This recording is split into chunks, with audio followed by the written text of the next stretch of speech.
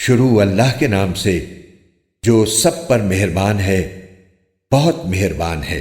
کاف ہا یا عین صاد، یہ تذکرہ ہے اس رحمت کا جو تمہارے پروردگار نے اپنے بندے زکریا پر کی تھی۔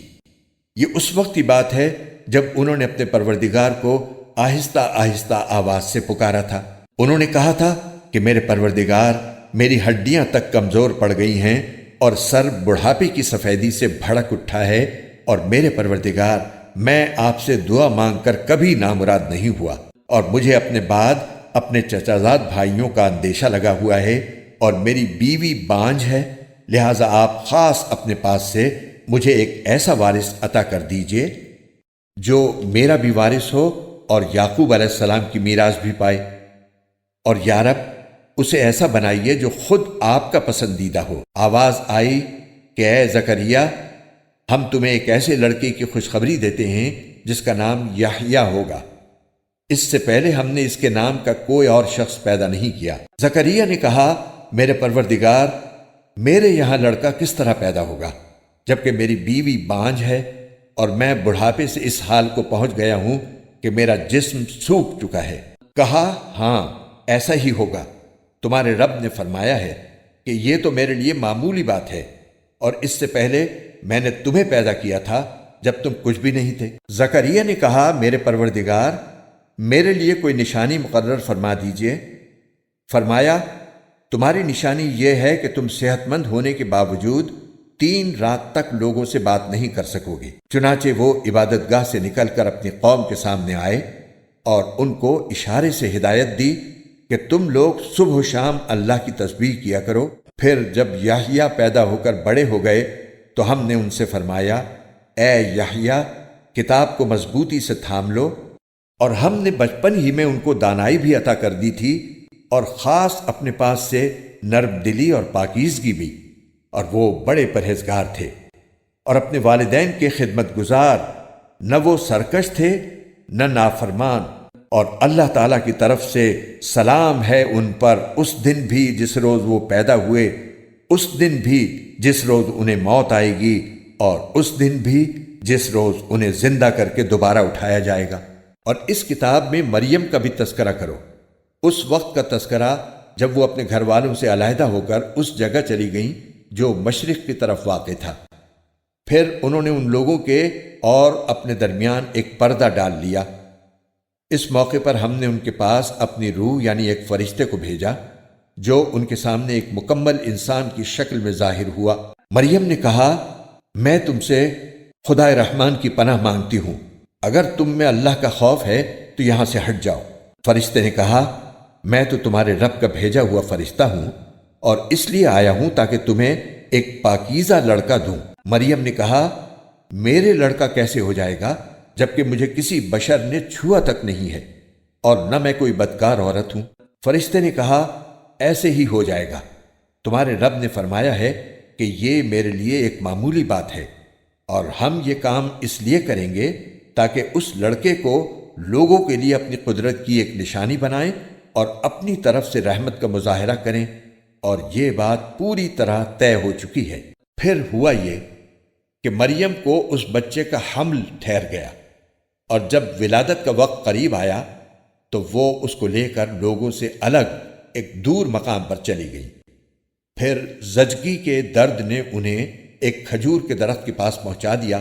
وہ کہنے لگیں، کاش کہ میں اس سے پہلے ہی مر گئی ہوتی اور مر کر بھولی بسری ہو جاتی۔ پھر فرشتے نے ان کے نیچے ایک جگہ سے انہیں آواز دی کہ غم نہ کرو، تمہارے رب نے تمہارے نیچے ایک چشمہ پیدا کر دیا ہے، اور کھجور کے تنے کو اپنی طرف ہلاؤ، اس میں سے پکی ہوئی تازہ کھجوریں تم پر جھڑیں گی۔ اب کھاؤ اور پیو اور آنکھیں ٹھنڈی رکھو، اور اگر لوگوں میں سے کسی کو آتا دیکھو تو اشارے سے کہہ دینا کہ آج میں نے خدائے رحمان کے لیے 1 روزے کی منت مانی ہے، اس لیے میں کسی بھی انسان سے بات نہیں کروں گی۔ پھر وہ اس بچے کو اٹھائے ہوئے اپنی قوم کے پاس آئیں۔ وہ کہنے لگے کہ مریم، تم نے تو بڑا غضب ڈھا دیا۔ اے ہارون کی بہن، نہ تو تمہارا باپ کوئی برا آدمی تھا، نہ تمہاری ماں کوئی بدکار عورت تھی۔ اس پر مریم نے اس بچے کی طرف اشارہ کیا۔ لوگوں نے کہا، بھلا ہم اس سے کیسے بات کریں جو ابھی پالنے میں پڑا ہوا بچہ ہے؟ اس پر بچہ بول اٹھا کہ میں اللہ کا بندہ ہوں، اس نے مجھے کتاب دی ہے اور نبی بنایا ہے، اور جہاں بھی میں رہوں مجھے بابرکت بنایا ہے، اور جب تک زندہ رہوں مجھے نماز اور زکوٰۃ کا حکم دیا ہے، اور مجھے اپنی والدہ کا فرما بردار بنایا ہے، اور مجھے سرکش اور سنگ دل نہیں بنایا، اور اللہ تعالیٰ کی طرف سے سلامتی ہے مجھ پر اس دن بھی جب میں پیدا ہوا، اور اس دن بھی جس دن میں مروں گا، اور اس دن بھی جب مجھے دوبارہ زندہ کر کے اٹھایا جائے گا۔ یہ ہیں عیسیٰ ابن مریم۔ ان کی حقیقت کے بارے میں سچی بات یہ ہے جس میں لوگ جھگڑ رہے ہیں۔ اللہ کی یہ شان نہیں ہے کہ وہ کوئی بیٹا بنائے، اس کی ذات پاک ہے۔ جب وہ کسی بات کا فیصلہ کر لیتا ہے تو بس اس سے یہ کہتا ہے کہ ہو جا، چنانچہ وہ ہو جاتی ہے۔ اور اے پیغمبر، لوگوں سے کہہ دو کہ یقیناً اللہ میرا بھی پروردگار ہے اور تمہارا بھی پروردگار، اس لیے اس کی عبادت کرو، یہی سیدھا راستہ ہے۔ پھر بھی ان میں سے مختلف گروہوں نے اختلاف ڈال دیا ہے، چنانچہ جس دن یہ ایک زبردست دن کا مشاہدہ کریں گے، اس دن ان کی بڑی تباہی ہوگی جنہوں نے کفر کا ارتکاب کیا ہے۔ جس روز یہ ہمارے پاس آئیں گے اس دن یہ کتنے سننے والے اور دیکھنے والے بن جائیں گے، لیکن یہ ظالم آج کھلی گمراہی میں پڑے ہوئے ہیں۔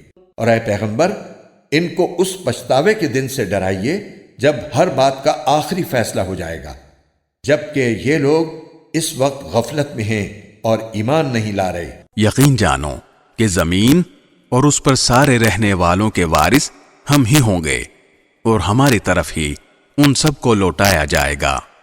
اور اس کتاب میں ابراہیم کا بھی تذکرہ کرو، بے شک وہ سچائی کے خوگر نبی تھے۔ یاد کرو جب انہوں نے اپنے باپ سے کہا تھا کہ ابا جان، آپ ایسی چیزوں کی کیوں عبادت کرتے ہیں جو نہ سنتی ہیں نہ دیکھتی ہیں اور نہ آپ کا کوئی کام کر سکتی ہیں؟ ابا جان، میرے پاس ایک ایسا علم آیا ہے جو آپ کے پاس نہیں آیا، اس لیے میری بات مان لیجئے، میں آپ کو سیدھا راستہ بتلا دوں گا۔ ابا جان، شیطان کی عبادت نہ کیجیے، یقین جانیے کہ شیطان خدائے رحمان کا نافرمان ہے۔ ابا جان، مجھے اندیشہ ہے کہ خدائے رحمان کی طرف سے آپ کو کوئی عذاب نہ آ پکڑے جس کے نتیجے میں آپ شیطان کے ساتھی بن کر رہ جائیں۔ ان کے باپ نے کہا، ابراہیم، کیا تم میرے خداؤں سے بیزار ہو؟ یاد رکھو، اگر تم باز نہ آئے تو میں تم پر پتھر برساؤں گا، اور اب تم ہمیشہ کے لیے مجھ سے دور ہو جاؤ۔ ابراہیم نے کہا، میں آپ کو رخصت کا سلام کرتا ہوں، میں اپنے پروردگار سے آپ کی بخشش کی دعا کروں گا، بے شک وہ مجھ پر بہت مہربان ہے۔ اور میں آپ لوگوں سے بھی الگ ہوتا ہوں، اور اللہ کو چھوڑ کر آپ لوگ جن جن کی عبادت کرتے ہیں ان سے بھی، اور میں اپنے پروردگار کو پکارتا رہوں گا۔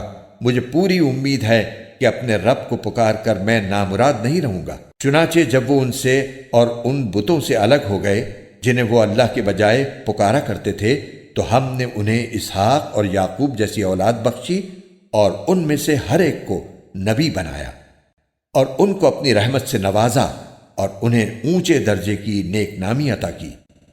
اور اس کتاب میں موسیٰ کا بھی تذکرہ کرو، بے شک وہ اللہ کے چنے ہوئے بندے تھے اور رسول اور نبی تھے۔ ہم نے انہیں کوہ طور کی دائیں جانب سے پکارا اور انہیں اپنا رازدار بنا کر اپنا قرب عطا کیا، اور ہم نے ان کے بھائی ہارون کو نبی بنا کر اپنی رحمت سے انہیں ایک مددگار عطا کیا۔ اور اس کتاب میں اسماعیل کا بھی تذکرہ کرو، بے شک وہ وعدے کے سچے تھے اور رسول اور نبی تھے، اور وہ اپنے گھر والوں کو بھی نماز اور زکوٰۃ کا حکم دیا کرتے تھے اور اپنے پروردگار کے نزدیک پسندیدہ تھے۔ اور اس کتاب میں ادریس کا بھی تذکرہ کرو، بے شک وہ سچائی کے خوگر نبی تھے، اور ہم نے انہیں رفعت دے کر ایک بلند مقام تک پہنچا دیا تھا۔ آدم کی اولاد میں سے یہ وہ نبی ہیں جن پر اللہ نے انعام فرمایا، اور ان میں سے کچھ ان لوگوں کی اولاد میں سے ہیں جن کو ہم نے نوح کے ساتھ کشتی میں سوار کیا تھا، اور کچھ ابراہیم اور اسرائیل یعنی یعقوب کی اولاد میں سے ہیں، اور یہ سب ان لوگوں میں سے ہیں جن کو ہم نے ہدایت دی اور اپنے دین کے لیے منتخب کیا۔ جب ان کے سامنے خدائے رحمان کی آیتوں کی تلاوت کی جاتی تو یہ روتے ہوئے سجدے میں گر جاتے تھے۔ پھر ان کے بعد ایسے لوگ ان کی جگہ آئے جنہوں نے نمازوں کو برباد کیا اور اپنی نفسانی خواہشات کے پیچھے چلے، چنانچہ ان کی گمراہی بہت جلد ان کے سامنے آ جائے گی۔ البتہ جن لوگوں نے توبہ کر لی اور ایمان لے آئے اور نیک عمل کیے تو ایسے لوگ جنت میں داخل ہوں گے اور ان پر ذرا بھی ظلم نہیں ہوگا۔ ان کا داخلہ ایسے ہمیشہ باقی رہنے والے باغات میں ہوگا جن کا خدائے رحمان نے اپنے بندوں سے ان کے دیکھے بغیر ان سے وعدہ کر رکھا ہے۔ یقیناً اس کا وعدہ ایسا ہے کہ یہ اس تک ضرور پہنچیں گے۔ وہ اس میں سلامتی کی باتوں کے سوا کوئی لغو بات نہیں سنیں گے، اور ان کا رزق انہیں صبح و شام ملا کرے گا۔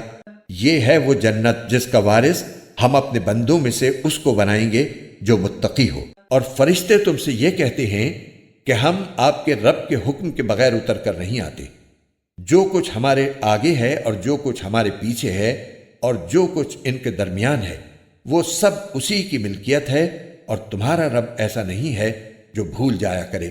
وہ آسمانوں اور زمین کا بھی مالک ہے اور جو مخلوقات ان کے درمیان ہیں ان کا بھی، لہٰذا تم اس کی عبادت کرو اور اس کی عبادت پر جمے رہو۔ کیا تمہارے علم میں کوئی اور ہے جو اس جیسی صفات رکھتا ہو؟ اور کافر انسان یہ کہتا ہے کہ جب میں مر چکا ہوں گا تو کیا واقعی اس وقت مجھے زندہ کر کے نکالا جائے گا؟ کیا اس انسان کو یہ بات یاد نہیں آتی کہ ہم نے اسے اس وقت پیدا کیا تھا جب وہ کچھ بھی نہیں تھا؟ تو قسم ہے تمہارے پروردگار کی، ہم ان کو اور ان کے ساتھ سارے شیطانوں کو ضرور اکٹھا کریں گے، پھر ان کو دوزخ کے گرد اس طرح لے کر آئیں گے کہ یہ سب گھٹنوں کے بل گرے ہوئے ہوں گے۔ پھر ان کے ہر گروہ میں سے ان لوگوں کو کھینچ نکالیں گے جو خدائے رحمان کے ساتھ سرکشی کرنے میں زیادہ سخت تھے۔ پھر یہ بات ہم ہی خوب جانتے ہیں کہ وہ کون لوگ ہیں جو سب سے پہلے اس دوزخ میں جھونکے جانے کے زیادہ مستحق ہیں، اور تم میں سے کوئی نہیں ہے جس کا اس دوزخ پر گزر نہ ہو۔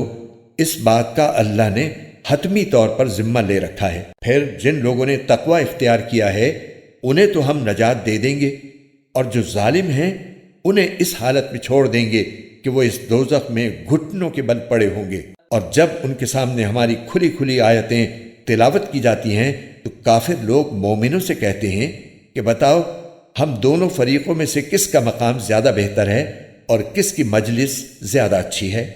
اور یہ نہیں دیکھتے کہ ان سے پہلے ہم کتنی نسلیں ہلاک کر چکے ہیں جو اپنے ساز و سامان اور ظاہری آن بان میں ان سے کہیں بہتر تھیں۔ کہہ دو کہ جو لوگ گمراہی میں جا پڑیں تو ان کے لیے مناسب یہی ہے کہ خدائے رحمان انہیں خوب ڈھیل دیتا رہے، یہاں تک کہ جب یہ لوگ وہ چیز خود دیکھ لیں گے جس سے انہیں ڈرایا جا رہا ہے، چاہے وہ اس دنیا کا عذاب ہو یا قیامت، تو اس وقت انہیں پتہ چلے گا کہ بدترین مقام کس کا تھا اور لشکر کس کا زیادہ کمزور تھا۔ اور جن لوگوں نے سیدھا راستہ اختیار کر لیا ہے اللہ ان کو ہدایت میں اور ترقی دیتا ہے، اور جو نیک عمل باقی رہنے والے ہیں ان کا بدلہ بھی اللہ کے یہاں بہتر ملے گا اور ان کا مجموعی انجام بھی بہتر ہوگا۔ بھلا تم نے اس شخص کو بھی دیکھا جس نے ہماری آیتوں کو ماننے سے انکار کیا ہے اور یہ کہا ہے کہ مجھے مال اور اولاد آخرت میں بھی ضرور ملیں گے؟ کیا اس نے عالم غیب میں جھانک کر دیکھ لیا ہے یا اس نے خدائے رحمان سے کوئی عہد لے رکھا ہے؟ ہرگز نہیں۔ جو کچھ یہ کہہ رہا ہے ہم اسے بھی لکھ رکھیں گے اور اس کے عذاب میں اور اضافہ کر دیں گے، اور جس مال اور اولاد کا یہ حوالہ دے رہا ہے اس کے وارث ہم ہوں گے، اور یہ ہمارے پاس تنہا آئے گا۔ اور ان لوگوں نے اللہ کے سوا دوسرے معبود اس لیے بنا رکھے ہیں تاکہ وہ ان کی پشت پناہی کریں۔ یہ سب غلط بات ہے۔ وہ تو ان کی عبادت ہی کا انکار کر دیں گے اور الٹے ان کے مخالف ہو جائیں گے۔ اے پیغمبر، کیا تمہیں یہ معلوم نہیں ہے کہ ہم نے کافروں پر شیاطین چھوڑ رکھے ہیں جو انہیں برابر اکساتے رہتے ہیں؟ لہٰذا تم ان کے معاملے میں جلدی نہ کرو، ہم تو ان کے لیے گنتی گن رہے ہیں۔ اس دن کو نہ بھولو جس دن ہم سارے متقی لوگوں کو مہمان بنا کر خدائے رحمان کے پاس جمع کریں گے، اور مجرموں کو پیاسے جانوروں کی طرح ہکا کر دوزخ کی طرف لے جائیں گے۔ لوگوں کو کسی کی سفارش کرنے کا اختیار بھی نہیں ہوگا سوائے ان لوگوں کے جنہوں نے خدائے رحمان سے کوئی اجازت حاصل کر لی ہو، اور یہ لوگ کہتے ہیں کہ خدائے رحمان کی کوئی اولاد ہے۔ ایسی بات کہنے والوں، حقیقت یہ ہے کہ تم نے بڑی سنگین حرکت کی ہے۔ کچھ بعید نہیں کہ اس کی وجہ سے آسمان پھٹ پڑیں، زمین شق ہو جائے اور پہاڑ ٹوٹ کر گر پڑیں کہ ان لوگوں نے خدائے رحمان کے لیے اولاد ہونے کا دعویٰ کیا ہے، حالانکہ خدائے رحمان کی یہ شان نہیں ہے کہ اس کی کوئی اولاد ہو۔ آسمانوں اور زمین میں جتنے لوگ ہیں ان میں سے کوئی ایسا نہیں ہے جو خدائے رحمان کے حضور بندہ بن کر نہ آئے۔ یقین رکھو کہ اس نے سب کا احاطہ کر رکھا ہے اور انہیں خوب اچھی طرح گن رکھا ہے، اور قیامت کے دن ان میں سے ایک ایک شخص اس کے پاس اکیلا آئے گا۔ ہاں، بے شک جو لوگ ایمان لے آئے ہیں اور انہوں نے نیک عمل کیے ہیں، خدائے رحمان ان کے لیے دلوں میں محبت پیدا کر دے گا۔ چنانچہ اے پیغمبر، ہم نے اس قرآن کو تمہاری زبان میں آسان بنا دیا ہے تاکہ تم اس کے ذریعے متقی لوگوں کو خوشخبری دو اور اسی کے ذریعے ان لوگوں کو ڈراؤ جو ضد کی وجہ سے جھگڑے پر آمادہ ہیں۔ ان سے پہلے ہم کتنی ہی قوموں کو ہلاک کر چکے ہیں۔ کیا تمہیں ٹٹولنے سے بھی ان میں سے کسی کا پتہ ملتا ہے، یا ان میں سے کسی کی بھنک بھی تمہیں سنائی دیتی ہے؟